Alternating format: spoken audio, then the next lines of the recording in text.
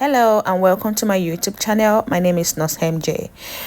In this video, we're going to discuss how I moved from band 4 to band 7 within 4 years. I've gotten a lot of questions, so in this video, I'll be addressing this particular topic. I'll give you the hack and the tips to career progression in the UK, and I also give you the list of trainings that will help you in progressing very quick. If this topic interests you, all you need to do is make sure that you keep watching this video and do not skip any part of this video. I promise it's gonna be a quick and precise video.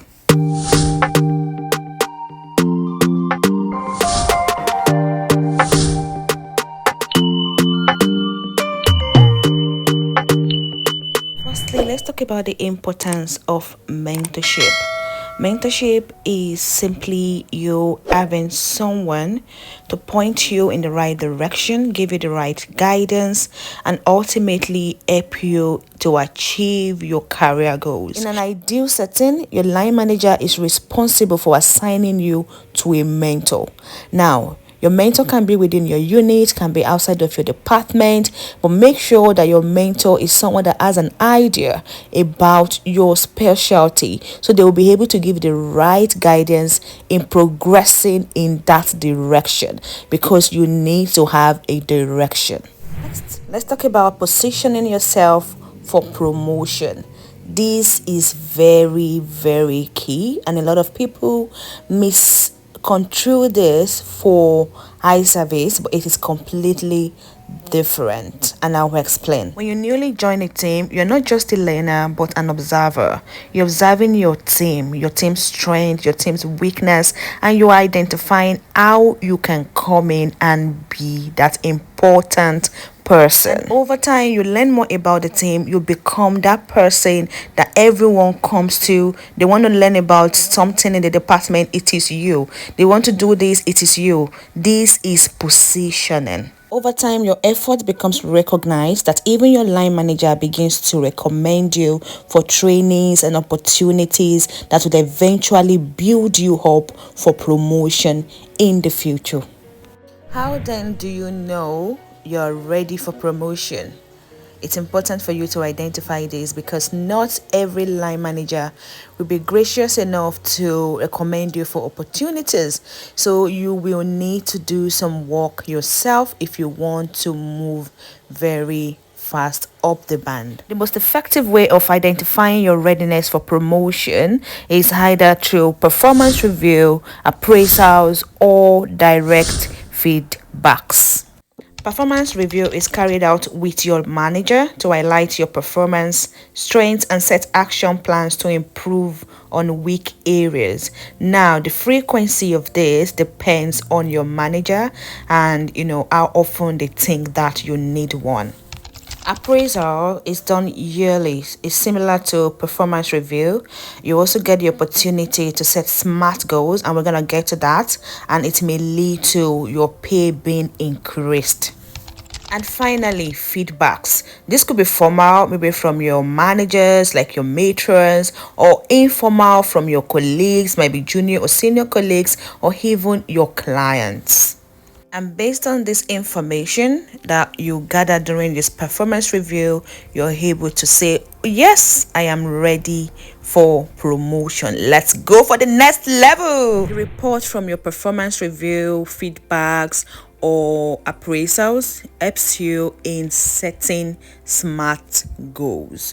It's important to note that your goals can be long-term goals or short-term goals. Just make sure that these goals are SMART goals. How to know which trainings are required for different roles or promotions. To explain this in a much clearer way, let's visit this job website, and we're going to search for a job together, so that you can see exactly how to identify what trainings you need to take, or trainings that you need to, or courses that you need to have, or qualifications that you need to have for you to actually get a particular role.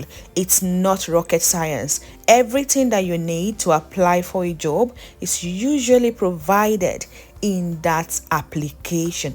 Everything. acting.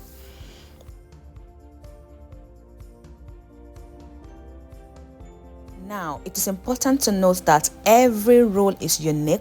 Every role you're applying for, even though it's a band 7 role, it is unique to that particular specialty.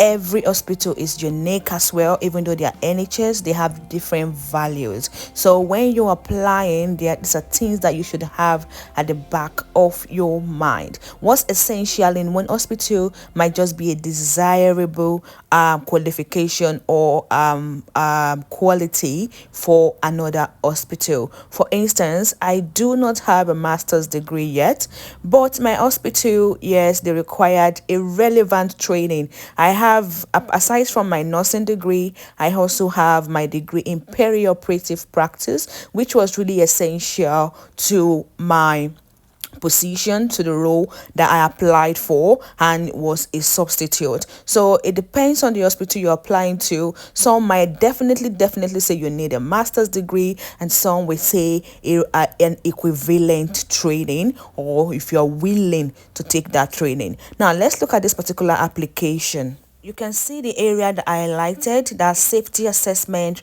regulatory compliance, risk mitigation, and quality assurance. These are the kind of things, keywords that you need to highlight in your in the application that will point you to the kind of courses that you need to search for that will boost your chances of getting that position or getting shortlisted for interview when you apply. And once you're done reviewing the job description, the next important section you need to look at in the application is the person specification, and it's usually divided into essential criteria and desirable criteria. Essential means that you definitely need to have this, and desirable means, well, you might not, but at least you're looking forward to getting some of these things. But trust me, if you have it, it gives you an upper hand over other applicants. And as I mentioned earlier, everything that you need for an application is usually provided in that advert.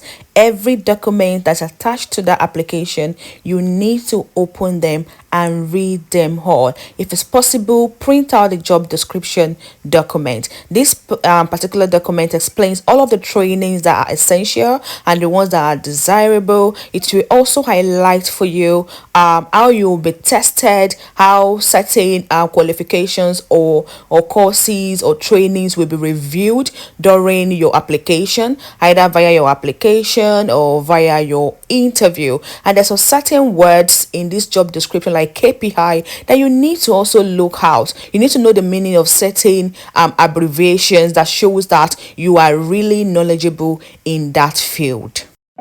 Let's talk about free online trainings that are essential or critical for promotion in nursing or related units.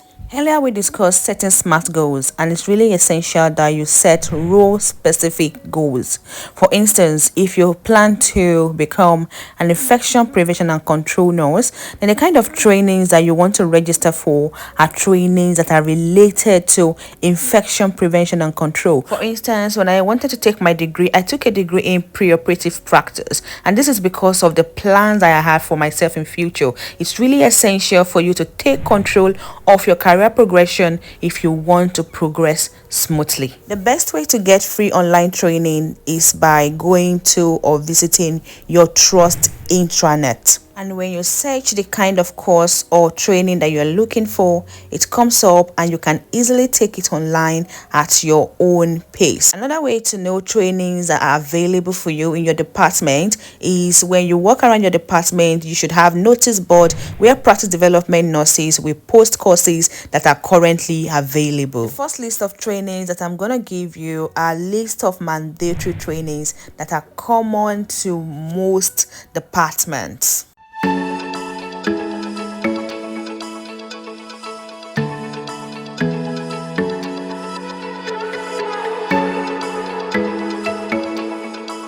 Common Band 7 role-specific trainings that are available on your Trust intranet, or if you speak to your practice development nurses, you can apply for free, are the ones I'm going to list for you now.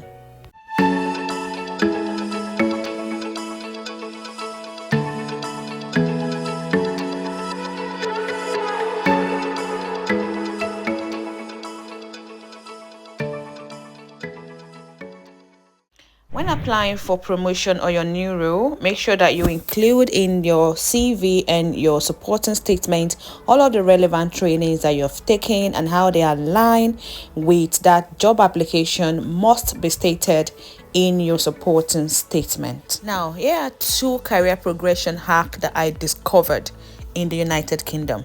One is to keep changing your employer. In the past 4 years, I have had 3 different employers. 2 is to apply for promotion, not just within your department, but outside your department, either in another specialty that you are interested in. That is if you do not want to leave your current employer. This is because in a competitive system, bias is inevitable, and no one wants to be a victim of bias, especially when it comes to career progression.